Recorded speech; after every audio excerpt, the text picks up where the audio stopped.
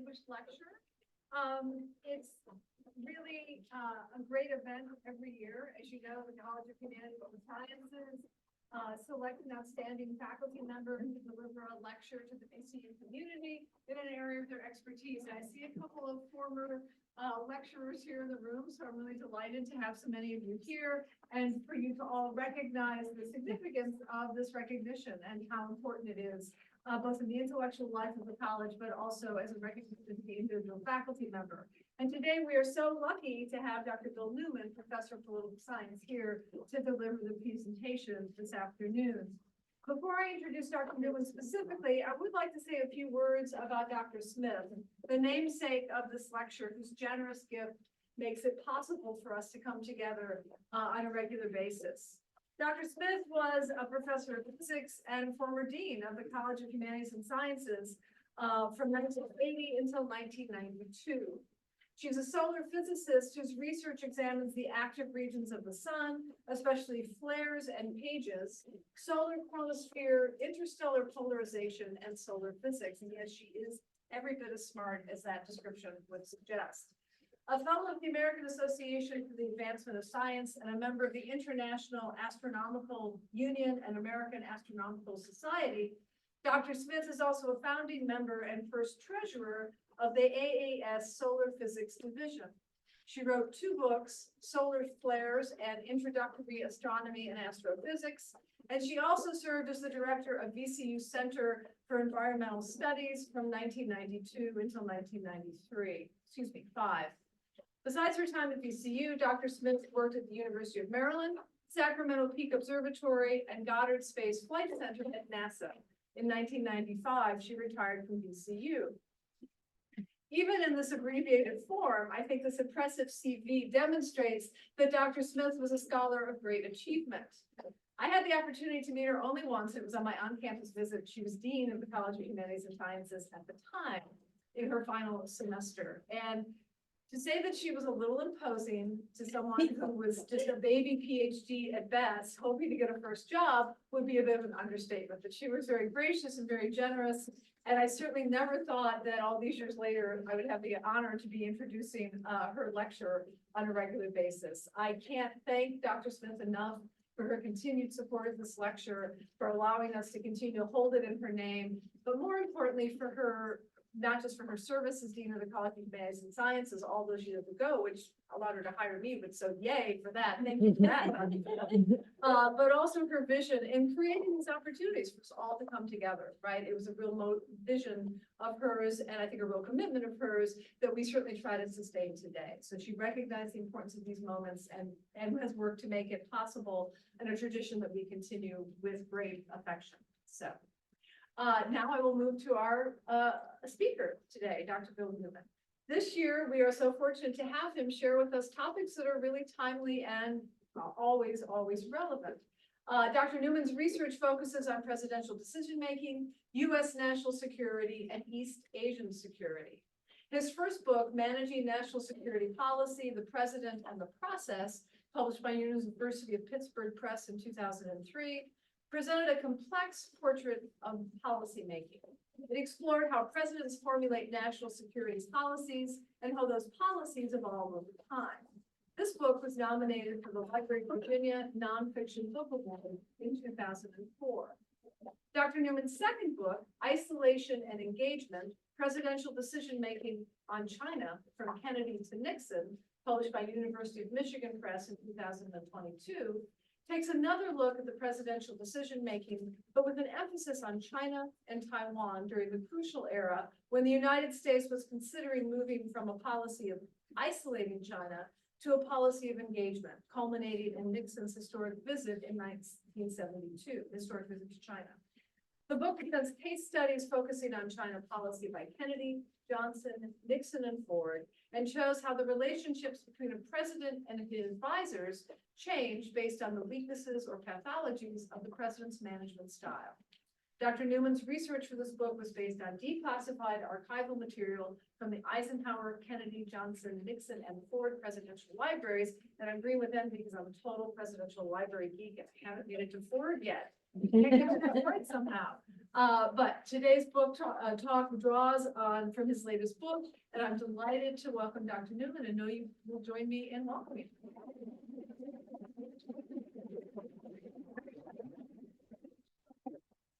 Thank you, Catherine, and thank you to everybody. This is a real honor. Thanks Marcus and Sally and Alexis for putting all this together and doing all the organization for this. And I actually met Dr. Smith also when I was first here as an adjunct. I started here as an adjunct, and my goal was to get health insurance. So I'm doing okay, and I have used that up. I really have got everything I could imagine out of university.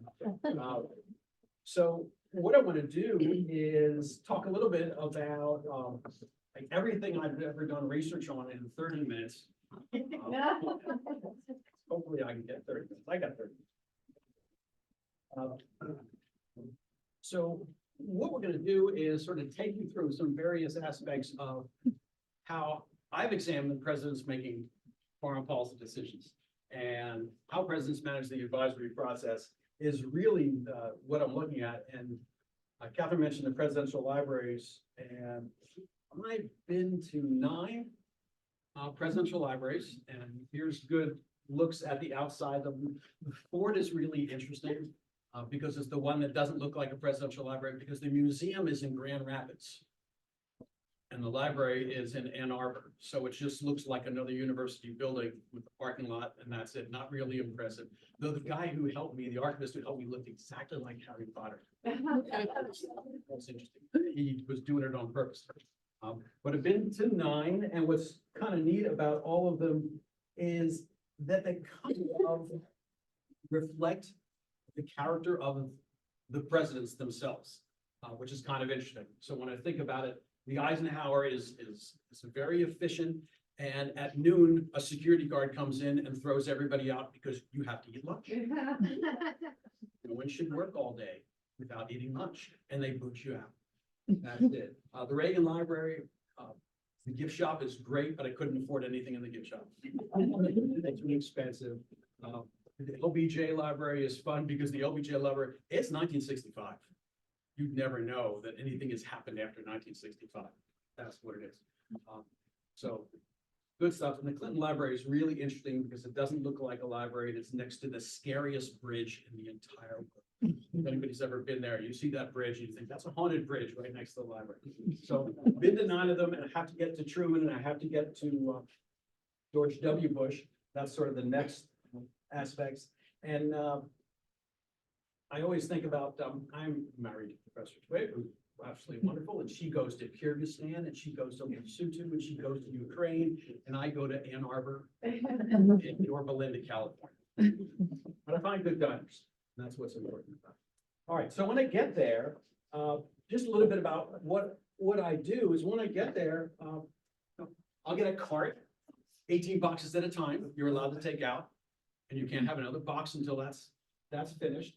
And you get a nice box, and it tells you all the information about where things are, and you spend weeks going through all the finding aids to find out what folders you want, what documents are where, so that when you show up, you're ready to go when you get there. Otherwise, you're going to wait a really long time, and the archivists are pretty good because if you send them your list of things beforehand, you'll show up in the morning and there'll be 18 boxes waiting for you. And that's great. And then you get through it, and inside the boxes, you'll find great folders, and here are my 2 favorite folders.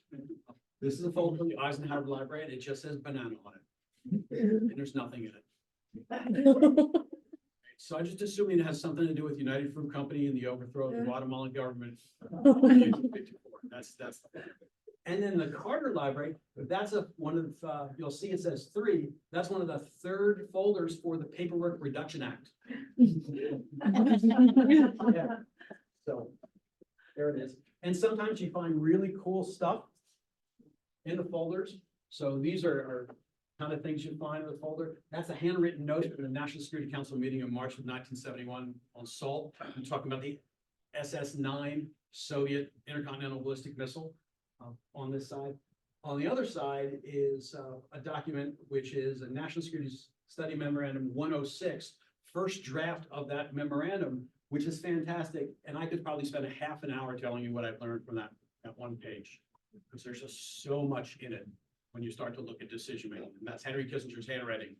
And he revised this document and said, no, do it this way, write it this way. I want this, I want that. So all kinds of cool stuff. You also notice, someone mentioned, you mentioned the topicality of it. Yeah, just in case you wanted to know, something's not classified until it has a stamp like that. It's not declassified until it's stamped.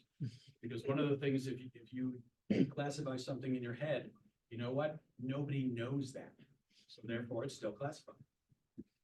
Until it has a stamp. Every single copy has to have a stamp on it. And they're so careful about that. And you'll see the little white piece of paper on the bottom of the Kissinger memo. That's the little piece of paper you have to put on every single copy you make. You take a picture with your phone, or else you might get arrested. It tells you that this is declassified. It's got to be there.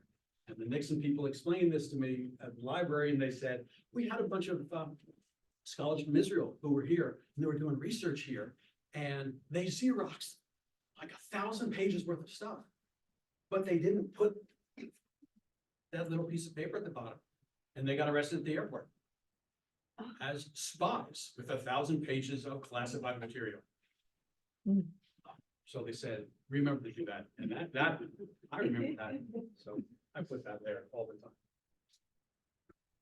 So sometimes they're useful, other documents are not so useful.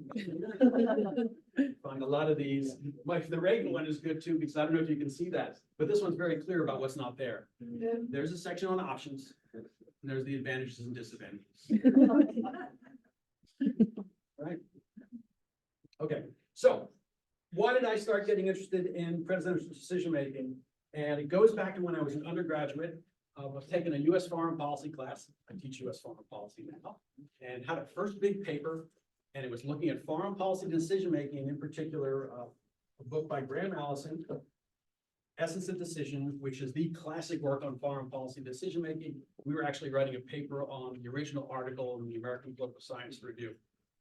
And in this, Allison said, all right, we're going to look at the Cuban Missile Crisis, and we're going to say, what can we learn about decision-making from the Cuban Missile Crisis? And we learned that we can examine decision-making from lots of different perspectives. We looked at it from a perspective of a rational actor model, saying that the government is sort of this unified entity, and it makes rational calculation for all its decisions, right? It's just rational choice, right? The government is this box. The United States makes decisions. Washington decided, things like that. And then there's an organizational process model that says, open that box up a little bit, and you see different organizations who are competing with each other. And that's what the president actually has to deal with. The president says, what do I want to do? And the Air Force says, bomb. And the Navy says, use carriers. And the Marines say, an amphibious landing. The State Department says, negotiate. Right? And that's what the president gets. And the president goes, thank you very much for telling me what you do, but that's completely useless to me. Then it gets worse, because there's a bureaucratic politics model that says what it is the president wants to do things, and you've got all these advisors, power hungry, competing with each other, who are trying to be the next person who's going to be Secretary of State or president, and they're all just backbiting and undercutting each other, and it's awful, it's miserable, and the president's sort of in the middle as a referee. Right? And it's a great way of looking at it, and I, for years, had a research assignment which focused on this. So I'm reading this thing and I go, wow, that's a brilliant way to look at all of this. 3 different perspectives, but you know what? The case study is the worst possible case study imaginable. That's an awful case study. It's Cuban Missile Crisis. 13 days of decision-making where you might be going to nuclear war. Is that really a good example of the way decision-making is made? So good theory, horrendous case study. And I'm thinking to myself, hey, I'm a sophomore. This is pretty good. I like this stuff. I'm thinking about the case studies. I'm thinking about methodology. Wow, this is great. I'm thinking, I could do this for a living. That's what I got. And so I go to the guy and say, what happened? They basically said, you don't challenge the theory here. This guy has a PhD. This guy's at Harvard. Who are you? And I said, well, I think this doesn't make any sense. And he said, D minus, go away. And I'm thinking about, okay, well, all right, so well, I'm a sophomore, so we're not even halfway through. So maybe I think back about the aptitude tests I took in high school, where it said my three best possible careers were cartographer, truck driver, or orthopedic patient, which I thought was interesting. So orthopedist, wow, I said, no, patient. All right, so anyway, I didn't give up on it, and I said, I'm gonna keep working on this, because I liked the idea, and I thought I was onto something, so I kept working on it, and that became my dissertation. My dissertation was 806 pages long, and I got a PhD because at my defense, they said, we don't want to ask you any questions because you might write more.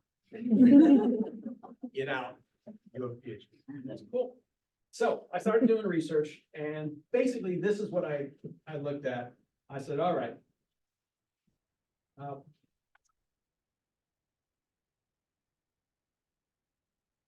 You can't just look at 2 weeks of decision-making and then say, all right, that's how a president makes decisions. Because you're not really capturing what's going on. And when you look at a lot of literature on decision-making, that's kind of what you find. They say, we're going to examine the George Herbert Walker Bush decision-making and to look at the decision-making on the Persian Gulf War in 1990, 1991. And the Truman administration, their decision-making is the Korean War. And you pick these high-profile case studies, which are unusual methods of decision-making because you've got a crisis. So instead of researching decision-making, people are researching crisis decision, which is important, and you learn a lot of things from it, but you got to expand from that, and that's what I've basically done. So the premises are that every president's decision-making, it changes over time. Right? The decision-making that you come in with is basically your theory. This is how I think I want to do this. Here's the way I think it'll work. But month 1, when you start looking at it, it looks different from month 12, and that looks different from year 2, and it looks different from year 3, and it looks different from particularly year 4, especially if you're not going to be president again, if you didn't win re-election, or if it's the end of your second term. I remember looking at NSC staff minutes from the Reagan administration after the November 1988 election. It was hysterical. They went from this incredible detailed stuff, which was just amazing. These are Colin Powell's notes, his handwritten notes, to after the November election, George Bush is going to take over. Colin Powell's going back to the private sector or think tanks or whatever. And all of a sudden the notes are pictures of airplanes and doodling and a lot of menus, a lot of what he wanted to eat for lunch, like just sort of like ham sandwich and things like that, just written in the margins. Okay, these guys have basically said, we're done. That's it. So fascinating stuff. But anyway, you look at it, you look at the change, and when I started doing the research, they said, but there are patterns in the change. Presidents are doing the same thing. They're learning the same lesson over time. And the time matters. Once you put time into the equation, well, then you start saying, all right, let's look at how things evolve. And that's how I came up with the notion of evolution model. I just sat there, what do I call this thing? Evolution model, and then the revision of it is the evolution balance model, for no particular reasons, except I sat there and said, okay, what words can I type? So that became the names of all that. So the first project was on nuclear strategy and arms control. That was the subject matter that we looked at under Carter, Reagan, and Bush in those first administrations. And that was fascinating because there was a ton of detail on a lot of this stuff, and I was surprised how much detail there was out there. And primarily because on arms control issues, they wanted people to know what was going on. So a lot of stuff got declassified pretty early on that. And the nuclear strategy stuff was controversial enough in all 3 administrations that lots of people wrote about it in their memoirs. So you got a great look at all that, much more information than I thought I was going to get. The second project was looking on China and Taiwan, and that's mostly archive stuff, going to a lot of presidential libraries. And I love this picture. This is Kennedy's inauguration. It's the only picture I could find on the web that has Kennedy, Johnson, and Nixon. together. Nixon had to be there because Nixon was vice president, even though he lost to Kennedy, so he had to sit through Kennedy's inauguration. Sitting there going, that could have been me, but there it is. That was almost on the cover of the book. But instead, they came up with what I think was a lot cooler, a dragon fighting an eagle. Even though the book is about how the countries actually stopped fighting, came together, but they have dragon and eagle fighting each other. All right, yeah, there it is. It's a cool cover. And also, there's the Chinese version of the first book, which was published by the Taiwan Ministry of Defense. And what's cool about that is that it actually is what I wrote. I had somebody who speaks Chinese check that out and find out, because I was kind of worried, is this a cookbook or something? But it is actually what I wrote, so that's cool.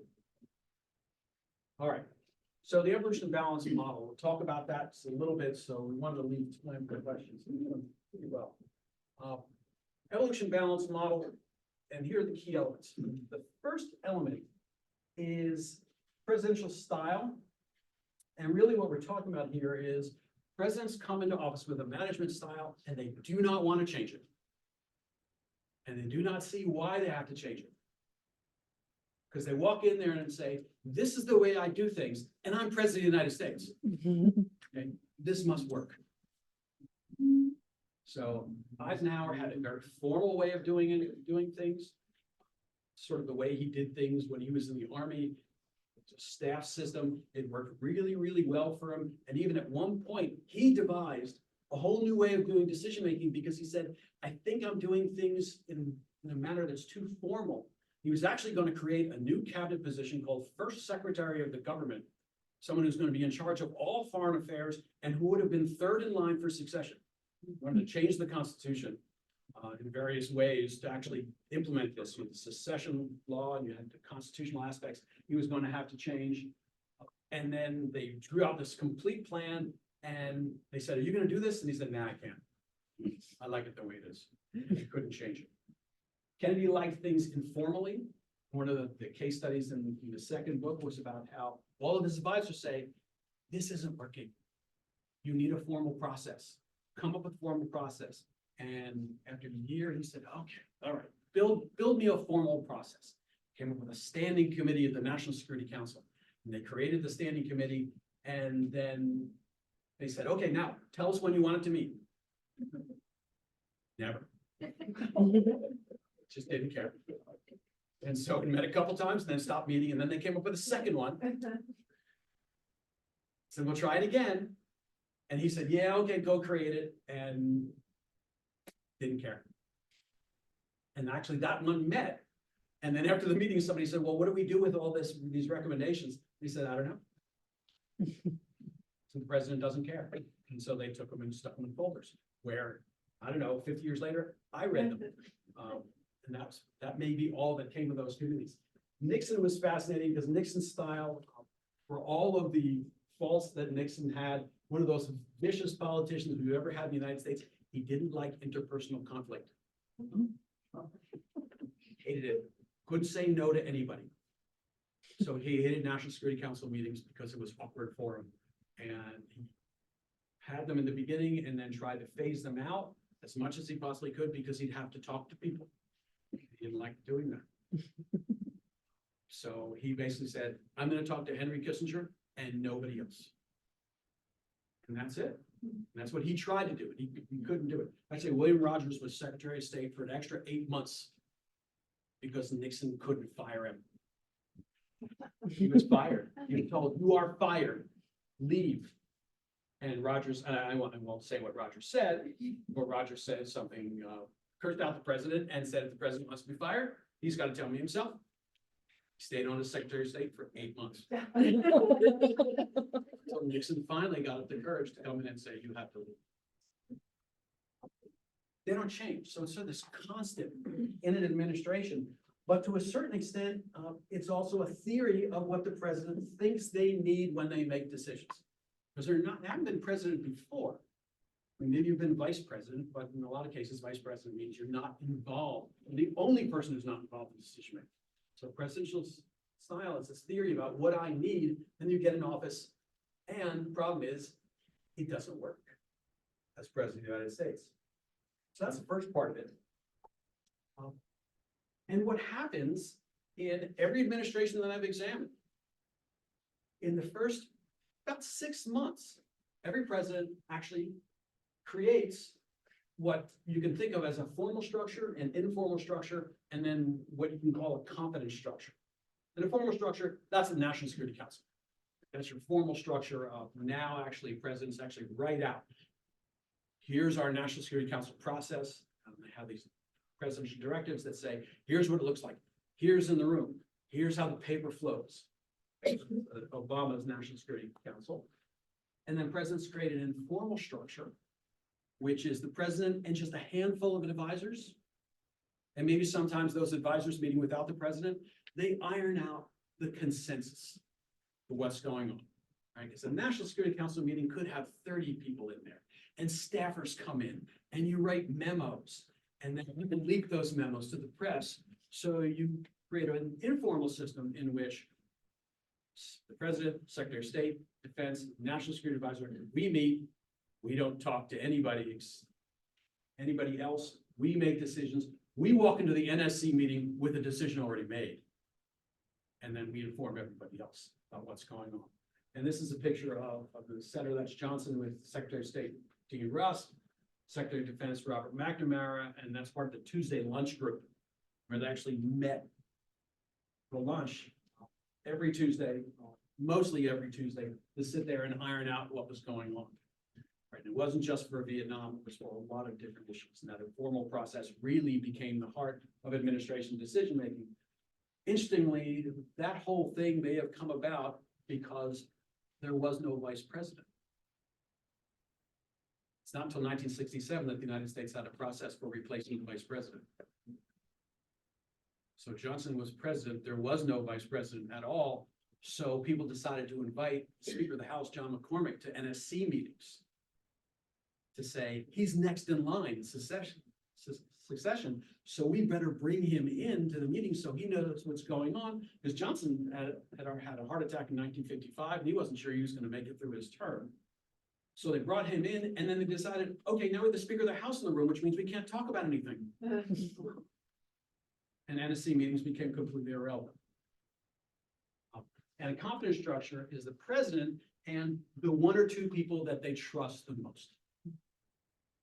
I'm President of the United States, I've talked to everybody. Now I'm going to turn to the person I really trust and say, what do you think? That's a picture of Kennedy and McGeorge Bush.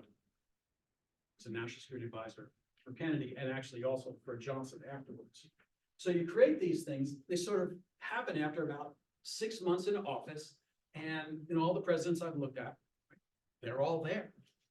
And the presidents learn that over time, kind of learn who they want in the informal meetings, and they learn who's going to be the person that they're going to rely on. They also learn who they're never going to ask questions about. Not ask questions to, because they say, okay, I hired you as Secretary of State, now I find out you're useless, but I can't fire you. And keep you around for 4 years, just sort of ignoring you. And that actually happens. Now, you add this to it, is that there's a continuous assessment of the system, and this is deliberate. Right? The president says, all right, everybody, tell me how this is working. I want someone analyzing this. I want a memo that says, here are the flaws in our system. And usually it's the national security advisor. And for the case studies I did on China, in Kennedy, Johnson, and Nixon, those are the 3 national security advisors, and it was their job to write these long memos and also ask their staffers, write memos, what's going on here? How is this working? Is this working well? What are the flaws in it? Give me the weaknesses. And so they go ahead and they do these assessments, and they're fascinating because they're this internal assessment of what's going on, what the problems are, what the strengths are, and then they sit down with the president and they say, all right, what's going on here? The president says, tell me, how is this working? Here's the thing I think is most fascinating. Is almost all the time, what they come up with is, president says, this isn't working. What's the problem with our decision-making system? And the national security advisor says, you are. You're not doing it right. you're making decisions and the entire government has no idea what's going on. There's no buy-in. We don't even know when you've made a decision. We don't find out. You make a decision with an informal group of people, or after dinner, you're sitting with the National Security Advisor, you guys decide, this is what we're gonna do. And nobody in government knows. So they just keep doing what they've been doing in the past. So that 2 months later, you say, how come this hasn't changed? People, everybody in the entire bureaucracy goes, you didn't tell us to change it. So people look at Trump and said, well, Trump's kind of an extreme case of something that was already going on, which the president makes decisions and nobody else in government has any idea what's going on. Or you spend a year working on this assessment of China policy or Soviet policy or whatever, and you write this massive document, a couple hundred pages long. And you make these executive summaries for the president, said, here's the 12-page version, here's the 3-page version, here's the 1-page version. And the president never sees it. The president says, oh, that's a lot of paper. Throws it away. And then everybody goes, well, who cares? And it's dispiriting for everybody. So you get all these problems, and the president then is told, you've got to change the way you do things to adjust to the fact that you're president of the United States, or to adjust to the political situation, or adjust, even worse, presidents all hate this, or adjust to the way the State Department does things. And Democrats and Republicans turn around and say, can I fire the entire State Department? No, you can't. All right, so I have to have it. Yes, you do. Can I just ignore it? And actually, a lot of them turn around and say, we'll just ignore it. Fascinating thing about the Nixon administration is that Nixon said, I want to ignore the State Department. I hate it. They're all traitors. They're all liberals. I won't say what else he said they were, because Nixon was incredibly anti-Semitic. So it was this horrendous thing. He hated the State Department. And Kissinger would go, okay. And then Kissinger would make sure that the State Department had access to everything Kissinger was doing. And Kissinger used the State Department and actually used the formal interagency system, the formal process, when Nixon said, do not do that. And Kissinger did it anyway. Which is kind of fascinating. He made sure the State Department was plugged in, but the Secretary of State was ignored. But he was sort of Secretary of State de facto, even before he became Secretary of State in reality. So pretty cool stuff that you find, and that actually that memo that I showed you before shows that really, really well. How Kissinger's NSC staff was trying to bypass the State Department, and Kissinger put the State Department right back into the process deliberately. Over Nixon's objections. But one of the things that national security advisors and some other staffers can do is ignore the president. So the president ultimately can't be ignored because you come up with proposals for change, say, here, Mr. President, here's what we should do. And then the president sits there and says, I don't want to do it. Or, okay, do it, but then ignores the new system completely. These are pictures that just show some aspects of China policy. There's Kennedy with Chiang Ching-kuo, who was Chiang Kai-shek's son, who was one of the leaders at the time. That's Lyndon Johnson in Taipei, and that's, of course, Nixon with Mao Zedong when he visited China. So presidents have to decide to accept or reject changes. And what I found is this pattern of assessment and then presidents making choices, that happens for the overall decision-making process. But it also happened for China policy as well. It's the same kind of thing, which you did the general and the specific. And so that pattern worked pretty well. And what happened is that pattern actually deepened the longer a president was in office. So you actually don't see the pattern in as strongly in the first year as you do in the second, third, and fourth years of a president's time in office, which I also think was a pretty cool finding when I looked at it. So ultimately, what I found is, let's sort of take it off here. Let me actually back up for a second. one more thing. So for JFK, basically, he was so informal the way he did things that it's kind of whoever he was with, he would say, okay, yeah, I feel like talking about John. And they would make decisions on John. And that was it. And the advisors were saying, you can't do that. So they came up with a lot of different formal processes that Kennedy said, yeah, create these new committees, fantastic. And then he just ignored them. Johnson was interesting because Johnson became president after Kennedy was assassinated. But then that's November of '63, and he's immediately in an election year. So he's not doing anything with decision making. Right? It's just sort of like, we're just going to wing it for a while because he's got all Kennedy's advisors still. He's going to keep Kennedy's advisors around until after the election because he wants to say, I'm finishing out Kennedy's term. That's what we're doing here. This is not Lyndon Johnson's term. This is Kennedy's term. Then he wins, and in 1965, he says, okay, let's get rid of all these Kennedy guys, first of all. And second of all, let's figure out how we're going to make decisions. And Johnson was Johnson. His attitude was, I make decisions. And one of his staffers referred to him as desk officer for the world. And then Johnson felt, I know better than anybody else. And I want my hands on everything. And then by late 1965, he's got enough people saying, you can't do it. You can't run the planet. You're going to die. Literally, you are going to die. You have to sleep. You just can't read all night long and then show up the next day. It's going to end, and it's going to end badly. And it took them until 1966, but they redid the entire decision-making process. Basically, what they did is they went back to Eisenhower's process. It's kind of similar. Eisenhower had this very formal system. Kennedy got rid of all of it. Said, we're not going to do it that way. And Johnson rebuilt it in 1966 and said, we need a formal system. And they created this formal system. And that was the way they made decisions for the next couple of years. And they actually didn't pay attention to the system. Johnson didn't ignore it. He used it and said, okay, this is going to be useful to me because now I can pay attention to the things I'm interested in. And other stuff I can just put on autopilot and let everybody else take care of. Nixon was very formal in the way he structured things initially. He basically rebuilt an actually stronger version of the Eisenhower system, just changed the names of committees. And then decided, I hate this because it means I have to interact with other human beings.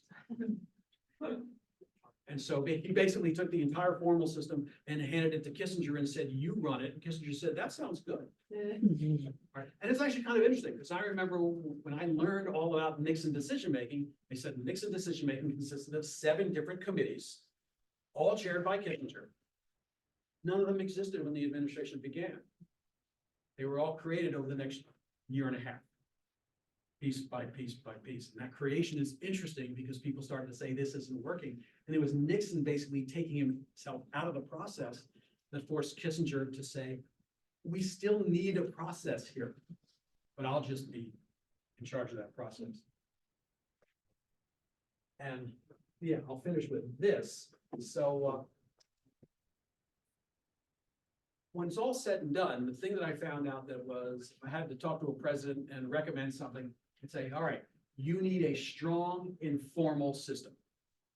Got to have the informal system because that's the only thing that can connect the confidence structure to the formal structure and benefit you.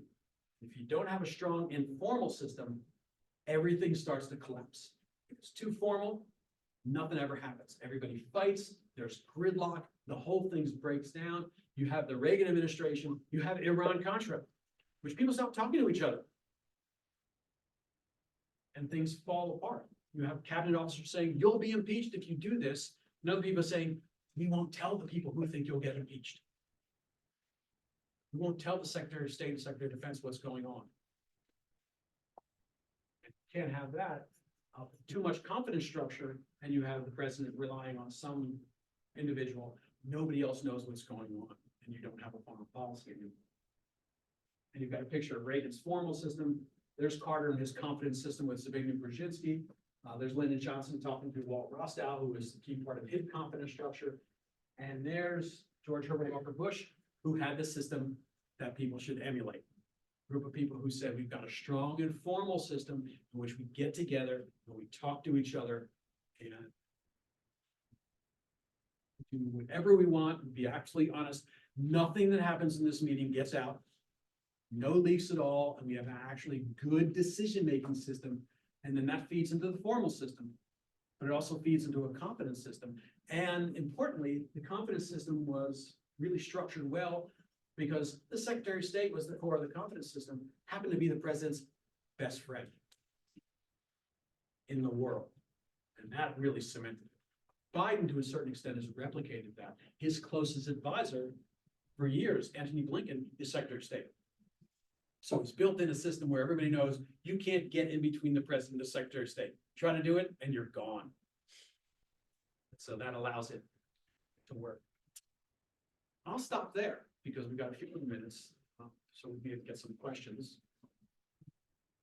And I will share the PowerPoint presentation because there's a couple other things here about lessons and then the actual theoretical arrow diagrams for the theories from all this chat. Nobody should ever look at it. Yeah, do we have any questions?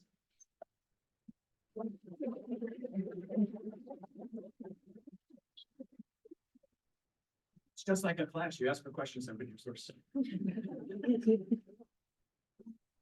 Oh, sure. Do you think that's kind of decision-making theory that has become analysis apply specifically to foreign policy, or do you think you could see it in other policy areas, domestic, whatever?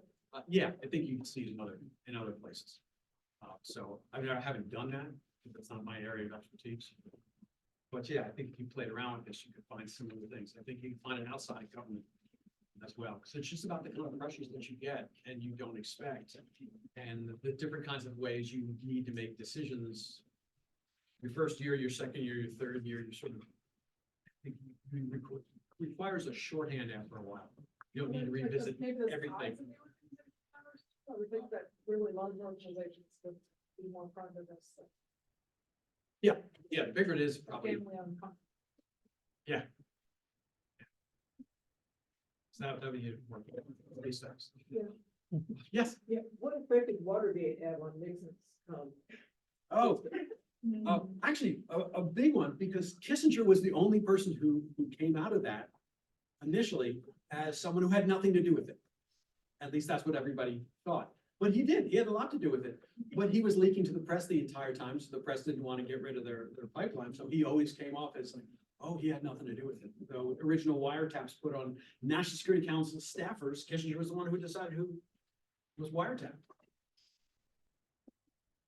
So what happened is Kissinger gained more and more power over this process because everybody else was either under investigation or going to jail, except him. So he walked away from Watergate being National Security Advisor and Secretary of State at the same time.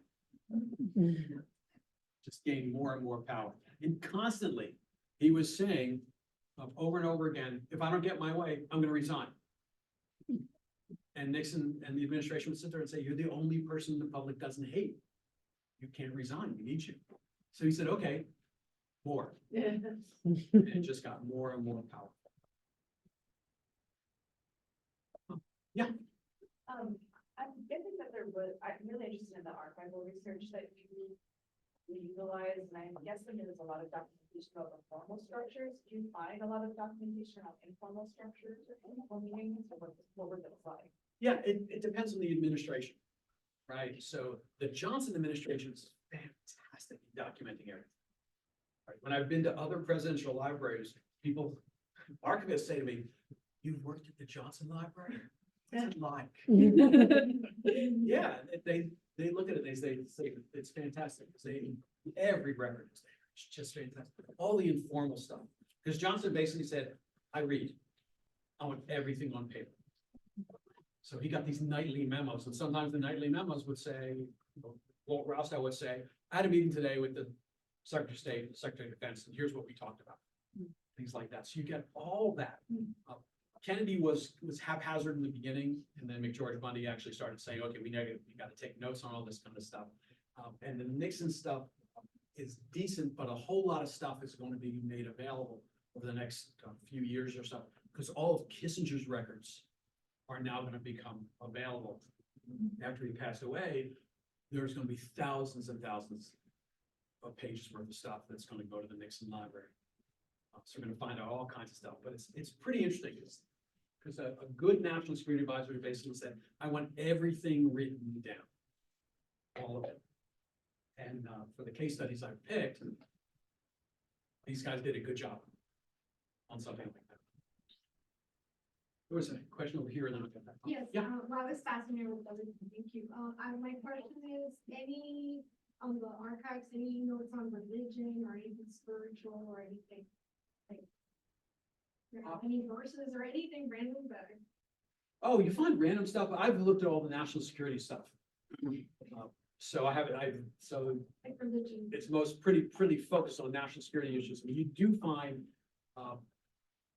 presidents are always meeting with religious organizations, so all that stuff is there in the presidential libraries. I mean, everything under the sun. I remember I was in the Johnson Library. There was somebody who was asking questions that their father won like a Boy Scout prize or something like that, Matt Lyndon Johnson in 1966, and they wanted the photograph. And the archivist said, yeah, we got to have it somewhere. Right, and they started looking through all this stuff to find it. So it's amazing stuff. And the finding aids are all online. So you can go to the archive online and you can go ahead and find the subject matter you're interested in, the finding aids, and it'll tell you, okay, what box it's in, what series it's in, what box it's in, what folder it's in. So it's all online, which makes this easy to go ahead and start working through. The bad part is they're about 15 years behind in declassifying a lot of stuff. Because both Democrats and Republicans have said, let's starve the National Archives resources so that none of this stuff will become public until after we're dead. That's bipartisanship at its finest. And so the Carter administration stuff, and well, actually we should be declassifying George Herbert Walker Bush stuff right now, and the Reagan stuff has barely started, which is really sad. And it also the other aspect of declassification is it depends on the presidents as well and their attitude toward a lot of it. So sometimes they can speed up the declassification. Clinton has sped up the declassification, and so has George Herbert Walker Bush. They've said, we want all this stuff out as soon as possible.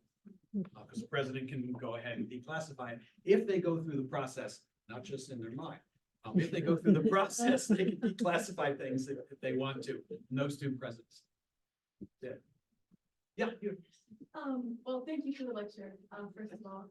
And I was just curious, like, in your opinion, which president do you think had the best structure? And then sort of like a sub-question of like, how did they use that?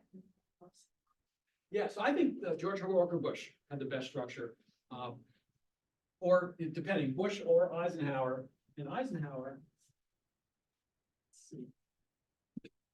Every presidential scholar has one of these. In case you're wondering, we all do. Because you study Eisenhower and you go, this guy's great. He understood how you're supposed to do this. And Bush was great also, but Bush had this kind of advantage, is that you're looking at the people around this table, and that's the Bush administration. It's also the Ford administration. All right, they had all done this before. And so when they walked in, they said, yeah, where's your old chair? And they sat different places now because they had different jobs, but they worked with each other and they were friends. They used to go on camping trips together. And so when they walked in, there's no real rivalry. It's just a bunch of people saying, okay, we know how this is supposed to work. And they had all that kind of experience and they had learned a lot from it. Was there a second part or did I get it? Yeah, there's a sub-question was like, how did they use that? And then one part. Oh, how did they use that? Some people would argue that it was a great process, but it didn't necessarily produce any great outcomes at all. right? And they might look at it and say, we only got one term, so what was the point of having this great process there? Well, what they did is it meant that they had a foreign policy that didn't collapse, didn't have resignations, you didn't have all the infighting itself. So they actually had conversations about things in which everybody could be open and unafraid that things are going to wind up in the New York Times and Washington Post the next morning. And they used that to have what they thought was a much more stable process. And again, whether that's related to the outcomes itself, sometimes that's kind of a partisan determination, whether you like their policies or whether you didn't like their policies. But it certainly had a stable aspect, and it seemed to have an aspect that said, all right, we actually have a strategy. It's not an ad hoc thing. We actually are thinking through what's going on in the world. Also, when I was doing research, I found that the Bush administration and the Carter administration, people wanted to talk to me about things. The Reagan administration actually wanted money to talk to me. Guys kept calling up and they said, well, how much will you be paying? I don't have money to pay you. I said, oh, okay, then we're not going to talk. Which I was amazed, but the James Baker and Brent Scowcroft, I asked them for 15 minutes. The guys talked to me for about an hour. And we're great. Zbigniew Brzezinski wrote me a letter, which was great. Basically invited me over for dinner. He's one of the nicest guys in the world, which I thought was amazing because his behavior when he was national security advisor was just atrocious. Basically mellowed. There was one back over. Yeah. I was just, when you were talking about the records and stuff, I was wondering how like some of this decision moving to cell phones and, you know, how that would affect, you know, us learning how decision making is happening now, and your thoughts on what's going to be in these libraries in 20 years or 50 years. So that the Clinton administration was this culture shock, because I had been doing stuff mostly on administrations in the 60s. And then I see the Clinton stuff and it's emails. So what you get is the email chain printed out. You know, like 300 pages, right? In reverse order. Think about that, right? That's what the first email, the last email is at the top. And then you go to the last page of the thing and you go backwards through it. Which is not that weird because that's the way the paper is in these folders. The last document is on top. Because I mean, literally, this is the way it's supposed to work. You're sitting at your desk, you're National Security Council Staff Director for China, and you read a memo and you go, wow, that's really interesting. I have to remember that. And then you take that and you put it in a folder. That's the folder that's going to go to the presidential library. You throw that thing away, you've just broken the law. You can write all over it, but if you write all over it, all right, what you just wrote goes in the folder. So you have to be careful about that. This all belongs to us. So that's the cool thing about it, because you actually look at someone, and you get these folders and you can look at somebody's basically daily operations, day by day by day. For 4 years, you can see exactly the stuff that they do. And that's pretty cool. Yeah. Did you, when you got up to Clinton, did you find that the movement to electronic made the number of documents explode? Yes. Yeah, all kinds of stuff. Also, all kinds of stuff that you wouldn't put in a memo, right? You do it in a phone call. Phone call is gone. So in the middle of 300 pages of China policy, there's, you know, the discussion of lunch. You know, did your kid get braces yet? That's in there. All that stuff is in the middle of it, which is kind of fun to read that stuff. And then all the typos. Those are fun too. You know, and then the email afterwards that say, I didn't mean this, I meant that. All that stuff. Just want you to learn who can type and who can't. Be a George. Yeah. When you're looking at foreign policy, of course, you've not only got our point of view and what we hope to impose on the rest of the world, but you've got the point of view of other sides as well. And if you're looking specifically at China of an other side, a culture that looks at the world quite differently from the way we do. I'm wondering, to what extent did you find that the various presidents tried to be sure that they got some sense of how what we were projecting would be perceived and come back at us from the specific entities that we were dealing with, the other countries. What was great about this is, to a certain extent, all this research reassured me in one way, because these guys devoured knowledge. They'd ask that question, how are the Chinese gonna feel about this? I want everything you've got.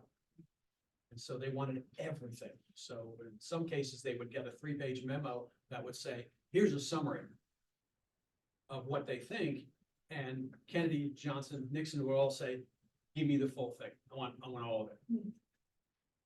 And they'd run through thousands of pages where you think, okay, you can't possibly do that. And their attitude was, I want it.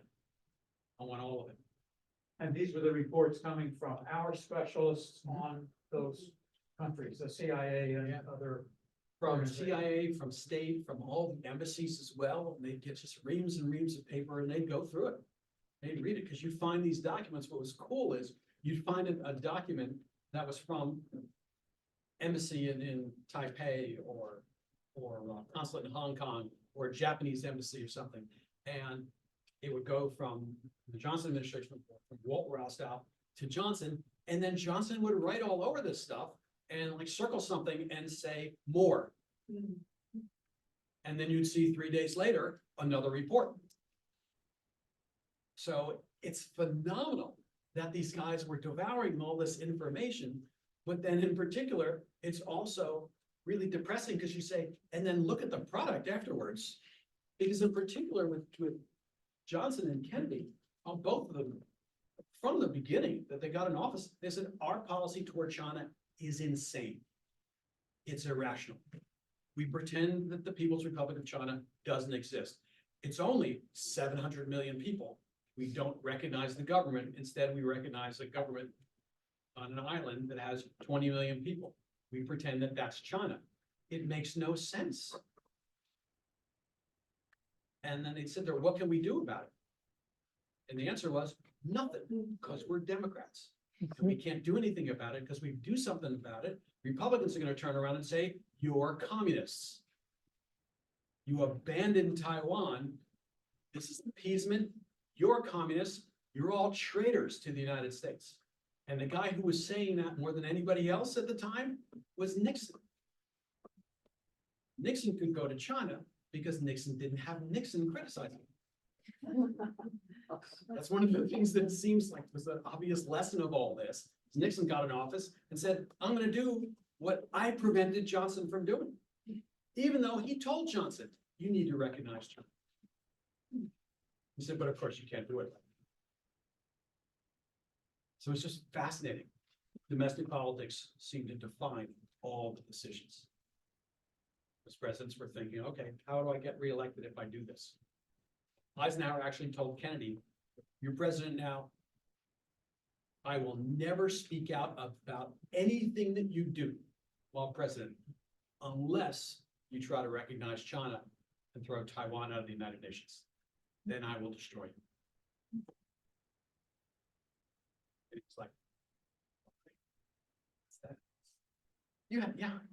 So at some point in the future, let's say if somebody was doing a similar study to what you've done here, and they're looking at the Trump administration out of office.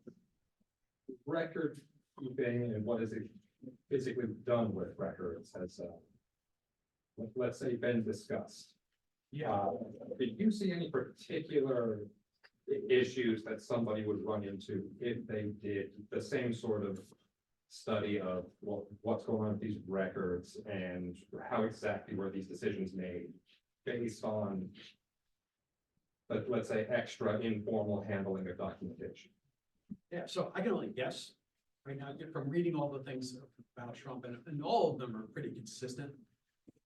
That say they destroyed documents that they weren't supposed to destroy, that they came up with the National Security Council system and then completely ignored it right away. So it's just sort of almost all the theories that you have about how presidents make decisions or how presidents do anything. Like, you just put this little asterisk next to Trump on all of it, because his attitude was, we're not going to do it that way. We're just sort of going to wing it in that way. But it seems, that you still get some of the dynamics here, but on steroids. And that the formal system was abandoned, like, it was inaugurated at noon, the formal system has been abandoned by about 3 in the afternoon. Things like that. And the confidence system included his family. Which is also interesting. I was just reading something today, which basically said that the style of decision-making in the Trump administration was a mafia. You rely on the family members because you don't trust anybody else, because they're not violent. And so that loyalty is always important to all presidents. Nixon was always worried that he didn't have loyalists. The State Department was all filled with liberal Democrats who hated him, and all of that. And even Kennedy hated the State Department. I mean, that sort of somewhat funny, what's wrong with my system? President asked the question and someone says, you are. That's actually partly an exchange where Chester Bowles, I guess when he was Undersecretary of State for Political Affairs, was asked by Kennedy.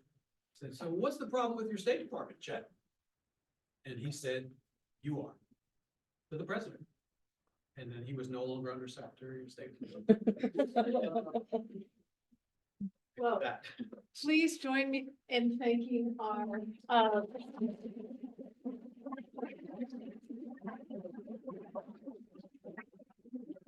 World will still mingle for a while. If you'd like to take your papers, there are questions, or you can. We still have to.